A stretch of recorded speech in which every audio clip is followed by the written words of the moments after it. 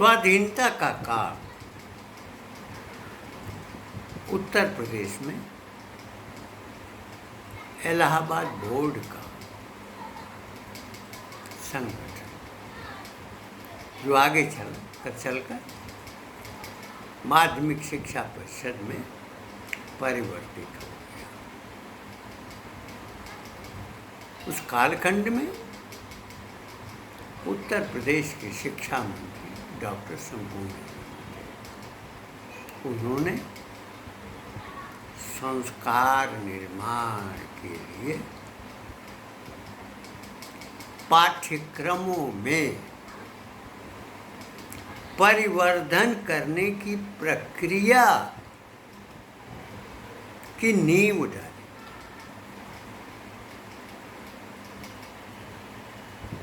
हिंदी में माध्यमिक कक्षा में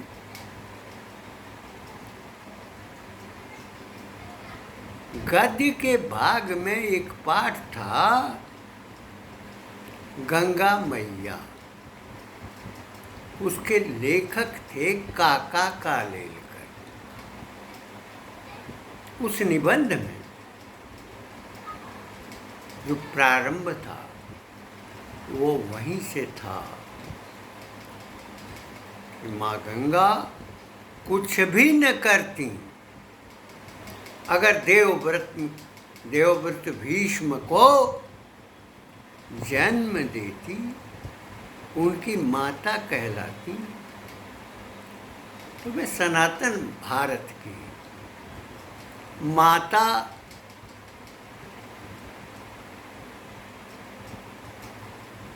बनी रहती। लेकिन माँ गंगा ने अपने तट पर जन समुदाय को निरंतर एकत्रित होने और आने का प्रवाह तो बना ही दिया। काशी हिंदू विश्वविद्यालय के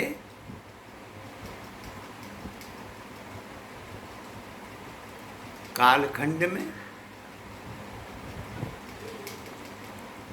प्रोफेसर वासुदेव शरण अग्रवाल इंडोलॉजी विभाग के अध्यक्ष थे। उनके भीतर राष्ट्र चेतना थी, संस्कृति के प्रति निष्ठा थी, सांस्कृतिक प्रवाह का वे अध्येता तो थे ही, बल्कि उसके वो प्रसारक भी थे। एक वर्ष पूर्व उज्ज्वल ने लखनऊ से आने के उपरांत कुछ प्रश्न उपस्थित किया। उसके लिए हमने अपने फेसबुक में उज्ज्वल तिवारी को संबोधित करते हुए डॉक्टर वासुदेव शरण अग्रवाल के जीवंत दर्शन और दृष्टिकोण को व्यक्त करते हुए अपने फेसबुक में पोस्ट डाला, जो 11वीं 12वीं कक्षा में जो पाठ था, वह पाठ भूमि को देवत्व प्रदान, उसके लेखक डॉक्टर वासुदेव शरण अग्रवाल थे। जिसकी चर्चा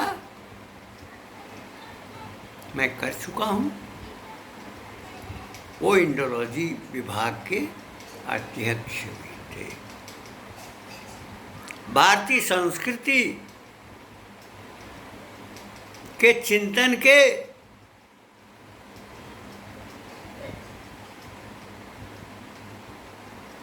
वह वाणी स्वरूप थे।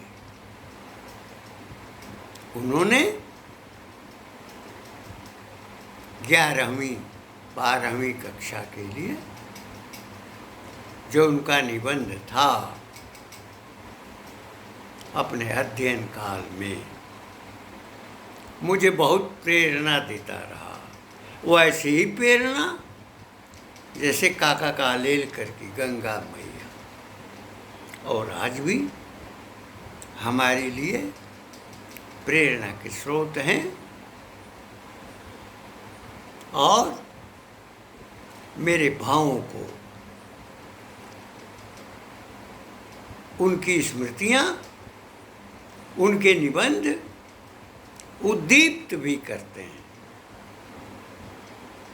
कुछ कहने के लिए, कुछ लिखने के लिए, कुछ बोलने के लिए,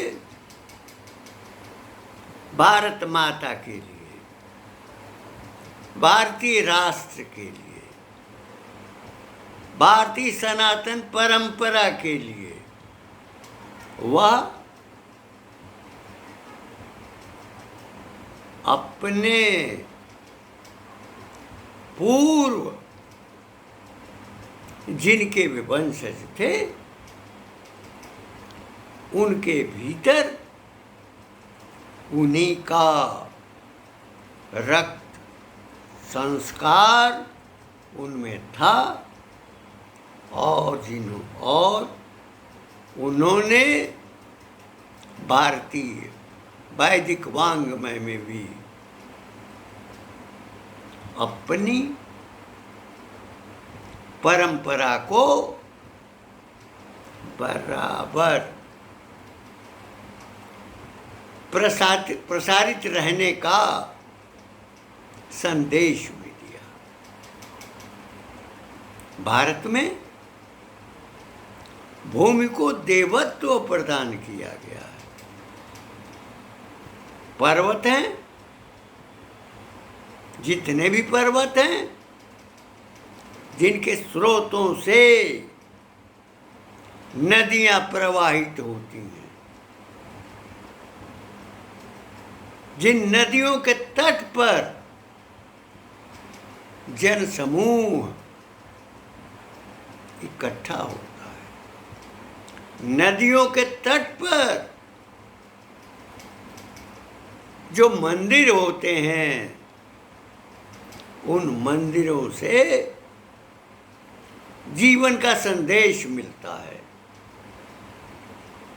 गंगा में डुबकी लगाकर पवित्र होना और मंदिरों में जल चढ़ाना, अभिषेक करना, यह हमारी परंपरा का प्राकृतिक रूप रहा है, जिसको विच्छिन्न किया गया। भूमि के देवत्व प्रदान में स्वर्गीय प्रोफेसर वासुदेव शरण अग्रवाल ने जिस चिंतन धारा को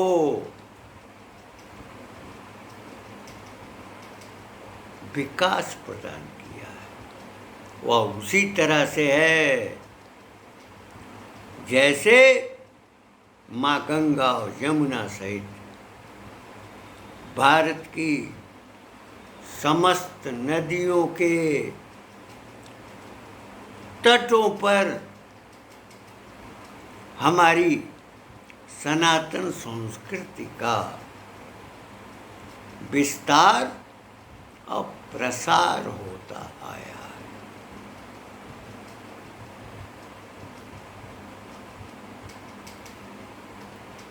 तो ऐसी स्थिति में जब भूमि के कण कण को हमने देवत्व स्वीकार किया, जिसके द्वारा जल, अन्न, फल का आहार किया, जिनके दर्शन और दृष्टिकोण में हमारे ज्ञान के दीपक जले, युद्ध करने का बल मिला। समाज में अपनी जीवंतता, अधिकारिता को बनाए रखने के लिए हमारे भीतर वीरत्व का भाव भी विकसित हुआ। हमारे भीतर करुणा भी विकसित हुई। जितनी करुणा भारत में अनंतकालीन परिवेश से समाज के लिए आंचल का काम कर चुकी हैं, वह पूरे विश्व में मिला करके वो अभी आंशिक ही होगा। हमने किसी को क्षुधातुर रहते हुए नहीं देखा। हमने किसी के अधिकार और किसी के स्वामित्व, स्थायित्व को कभी दुत्कारा नहीं और न तो कभी हमने आक्रमण किया, न हम कभी आक्रांता रहे, बल्कि जो आक्रांत जन हैं उनको वाणी दी, उत्साह पैदा किया। जो कुछ भी हमारे पास था जीवंतता के लिए, श्वास के लिए, तन की जीवंतता के लिए हम भूखे रहकर भी भोजन कराते रहे। विश्व ने अनेक बार देखा है।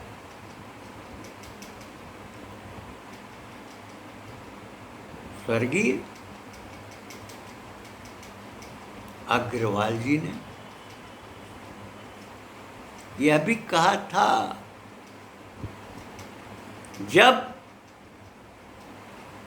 यह प्रसंग उस कालखंड में, जो कालखंड 1930 या 25 का होगा, उस कालखंड में किसी ने कहा था कि भारत का सनातन समाज बिखर जाएगा, विलीन हो जाएगा, मिट जाएगा, जैसे यूनान मिट गया, मिस्र मिट गया, रोम मिट गया, वो अभी मिट जाएगा। प्रोफेसर वासुदेव अग्रवाल ने उन सबको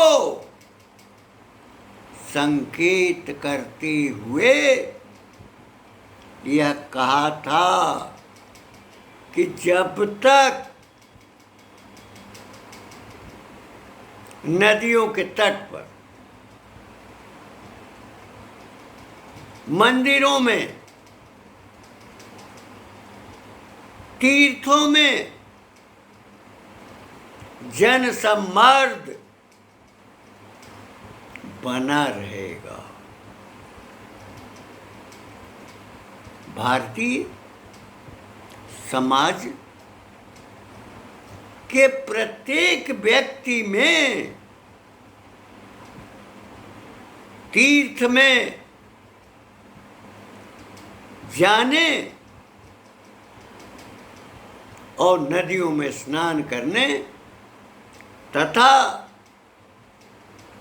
मंदिरों में पूजन का भाव, सूर्य को अर्घ्य,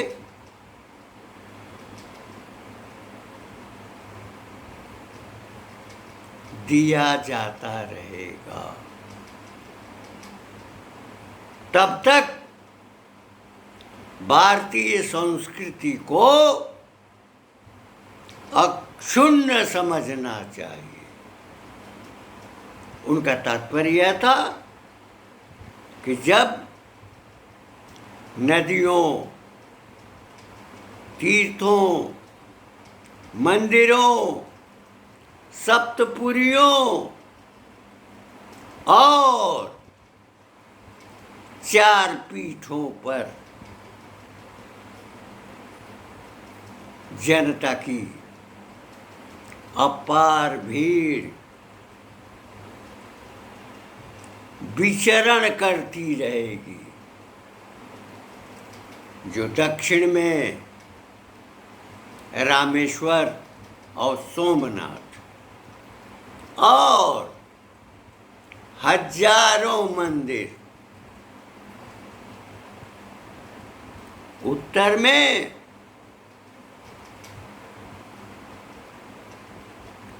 केदारनाथ, बद्रीधाम, अमरनाथ, कैलाश, मानसरोवर,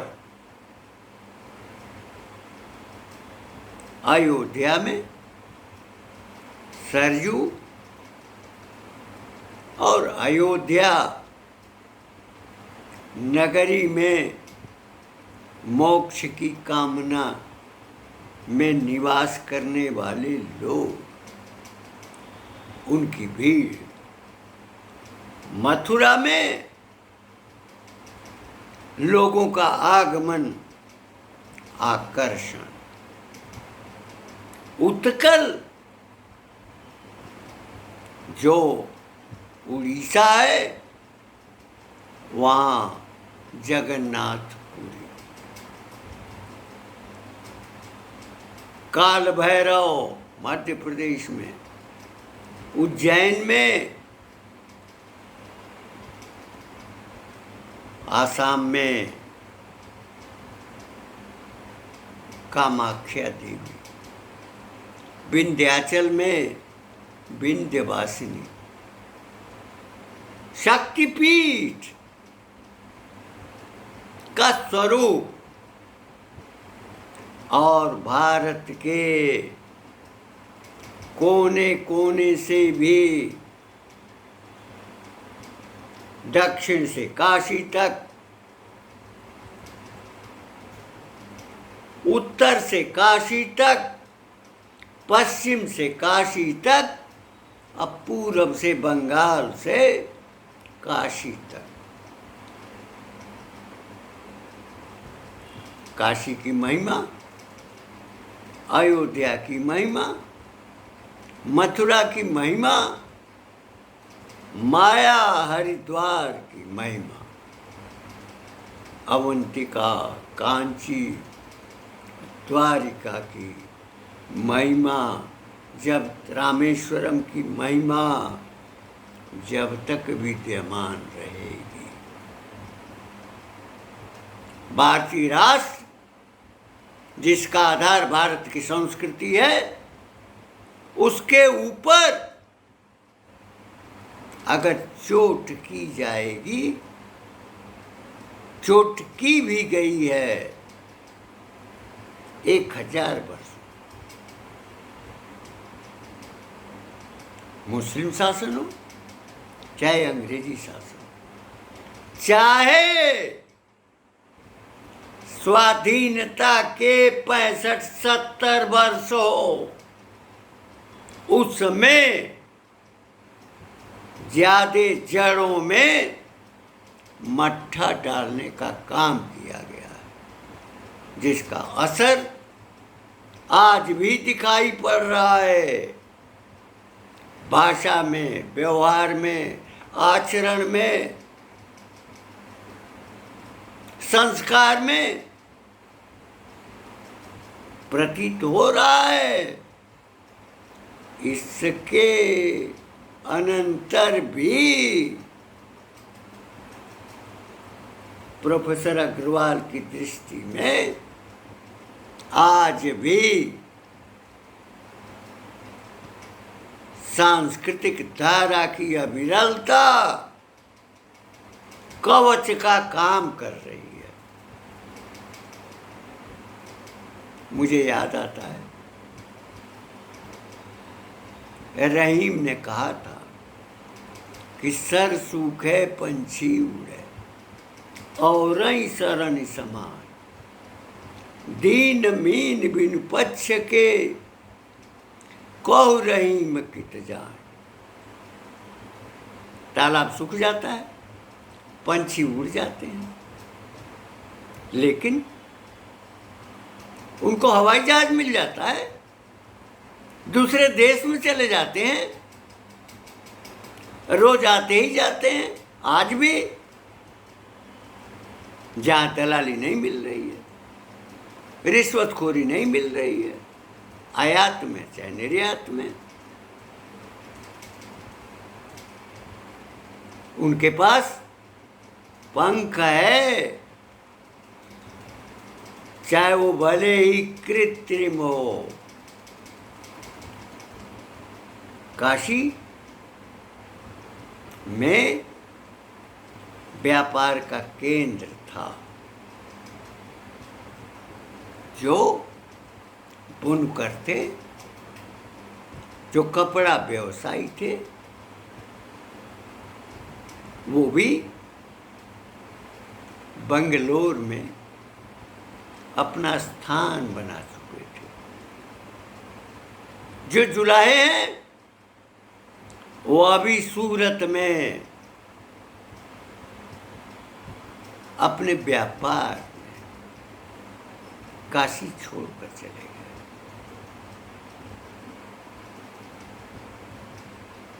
किंतु बिहारी का एक दोहा है कि ही आस अटक्यो रहे अली गुलाब के मूल, वही है बहुरी बसंत ऋतु इन तारन वे फूल। भौरा गुलाब के जड़ में, गुलाब सूख गया था, पत्ते नहीं थे, डंठल थे, वो भी सूखे थे, लेकिन तब तक प्रतीक्षा में आली गुलाब के मूल में रहा। किसी ने पूछा तो उत्तर भी दिया, बसंत ऋतु आएगी, इन डालों में फूल खिलेंगे। पलायन के कालखंड में काशी से सूरत, बंगलोर लोग पलायन कर गए, अपना आधार भी ढूंढा, लेकिन सत्ता संचालन की जहां दृष्टि पड़ती है राष्ट्रीयता की, राष्ट्र के विकास की, संस्कृति की धारा की, उसके प्रवाह की, तो गुलाब की जड़ों में कांटे ऊपर थे, किंतु अली गुलाब के जड़ में था। बसंत ऋतु आ गई, वो बसंत आया, वो भी 65-70 वर्षों के बाद। आखिर गुलाब उनकी डालों में फिर खिल गए। केवल मोक्षदायिनी काशी ही नहीं, मोक्षदायिनी नगरी अयोध्या, उसका भी अपरंपार विकास हुआ। जहाँ भगवान राम 14 बरस के लिए वनवासी थे, वहाँ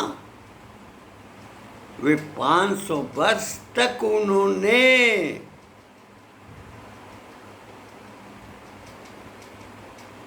वनवासी जीवन बिताया। लेकिन जब उचित समय आया तो अयोध्या की जड़ों में भी, सूखे तनों में भी पत्ते निकले और फूल निकले। इसी प्रकार उज्जैन के महाकाल में जो विस्तार हुआ, उस विस्तार में रोजी भी बढ़ी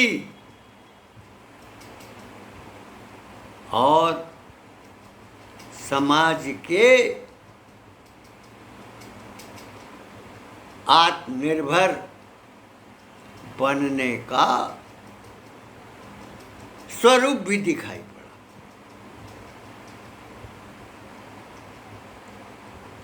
विंध्यवासिनी अपनी ओर लाखों वर्षों से अपने आकर्षण का केंद्र बनी गई। उनकी भी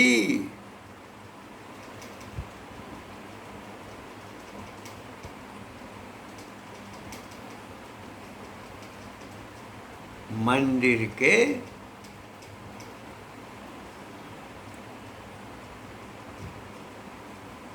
परिवेश का नया संस्करण खड़ा हो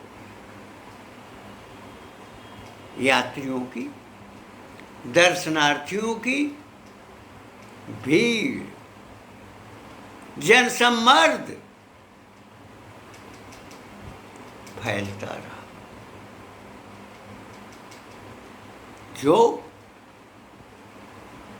इसके संबंध में कोई रुचि नहीं रखते थे, क्योंकि उनका लालन पालन ही जिस यूरोपीय परिवेश में हुआ था, उस समय परिवर्तित होने का न तो कोई उनमें संस्कार था, न स्वभाव था। लेकिन लंबे अंतराल के बाद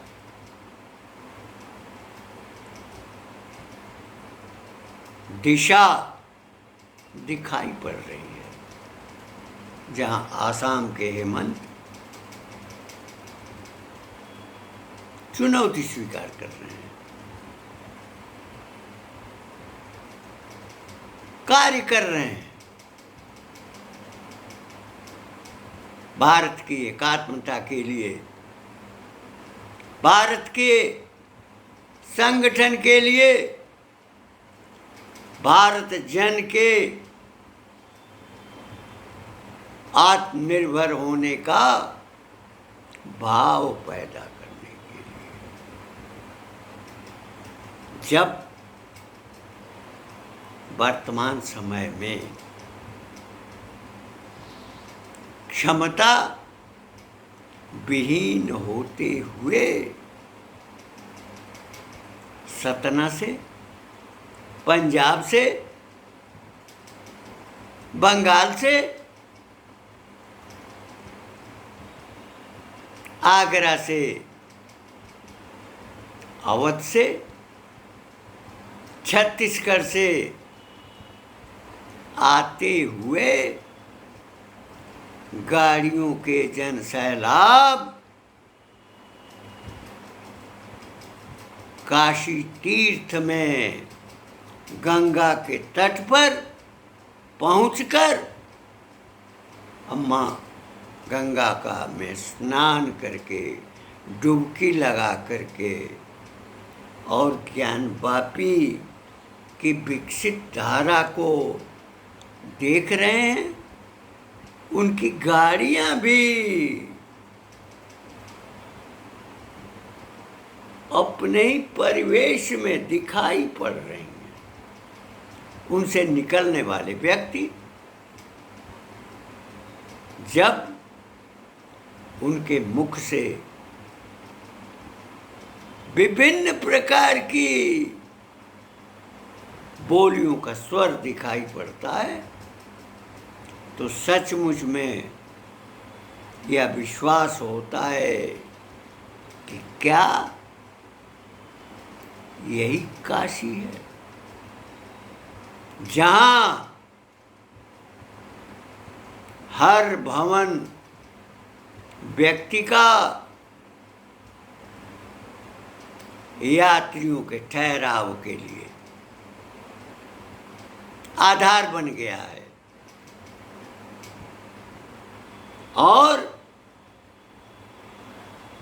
वह उसी रूप में अपने पारिवारिक जीवन को संचालित कर रहा है। जो आलोचना करने वाले लोग हैं वो तो हमेशा करते रहेंगे। देववाणी संस्कृत का एक श्लोक है कि जीवन्तु में शत्रु गुणा सदैव। जो शत्रु हैं वो सदा जीवंत रहें, सदा बने रहें, जिनके कारण हमारे भीतर आत्मबोध, उत्साह, संघर्ष की शक्ति, बाधाओं में घिरे हुए मन को, मन की तरंगों को लहराने और संघर्ष करने की शक्ति के जो शत्रु कारक होते हैं, अगर शत्रु न होते तो अस्तित्व भी नहीं। जब चीन ने भारत के 45,000 वर्ग मील भूमि कब्जे में ले लिया तो उस समय का नेतृत्व तो उसकी हाँ में हाँ मिला रहा था। बेकार की भूमि है। किंतु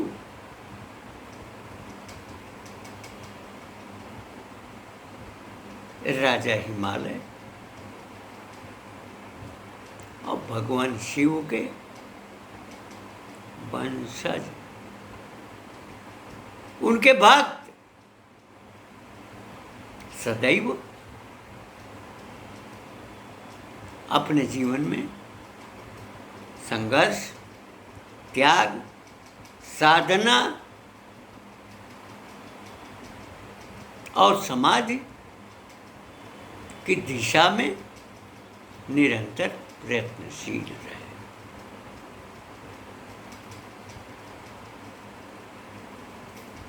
कहने का तात्पर्य यह है कि जहां भारत में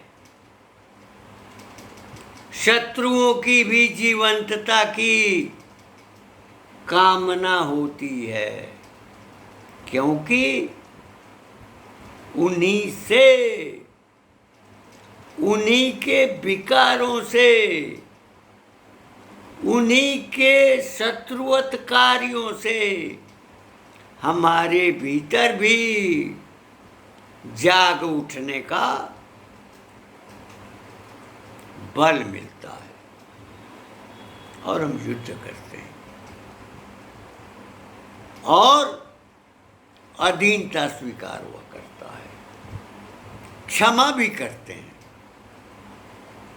भारत के अतीत में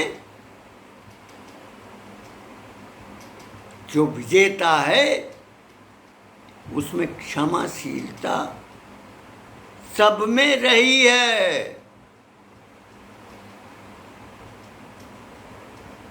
और शत्रु भी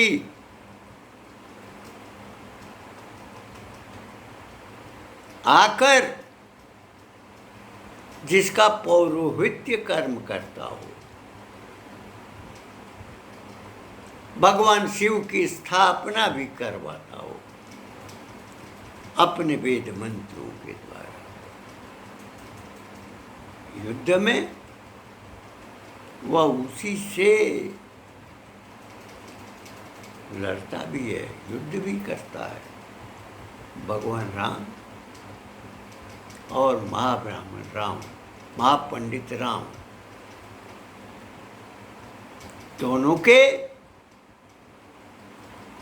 कृत्य कर्म भिन्न थे। एक में सुर प्रकृति थी, दूसरे में असुर प्रकृति थी, किंतु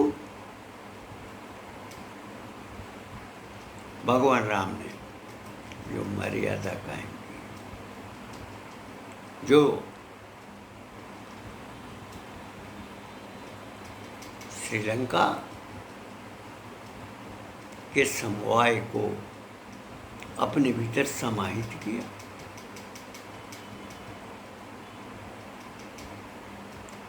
जो बाल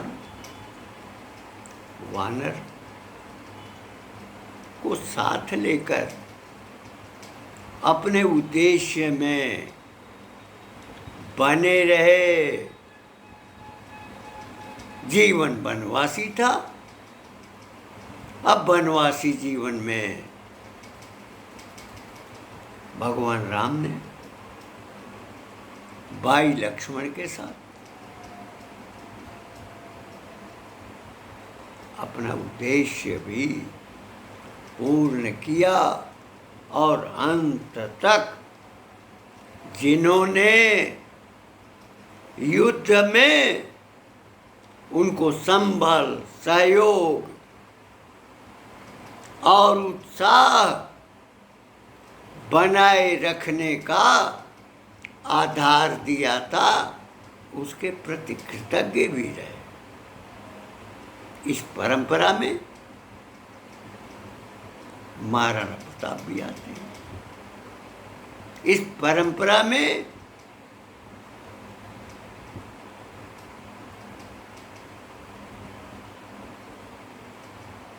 कुंवर सिंह भी आते हैं, दुर्गादास आते हैं,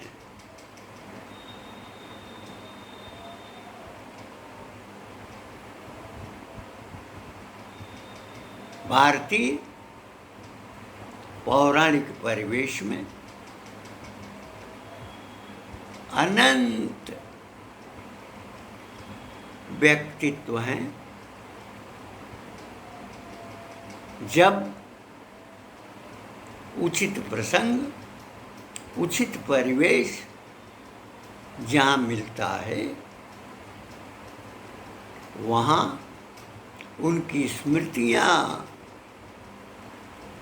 सदैव पीड़ित, दुखित, निराश्रित के जीवन का आधार बन जाती है। मैंने काका कालेलकर से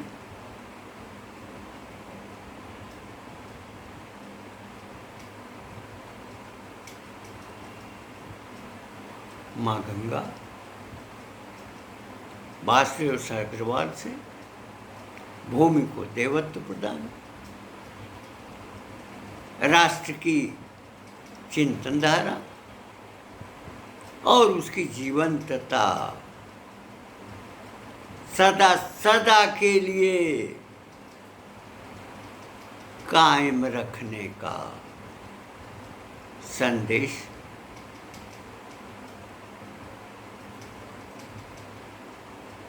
जो उनका था, उसको मैंने व्यक्त किया।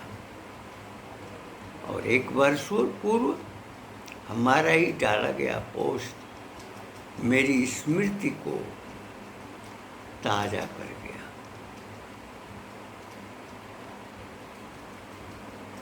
मैं भारतवर्ष, भारत राष्ट्र और भारत राष्ट्र के शौर्य, वीरत्व, दया, करुणा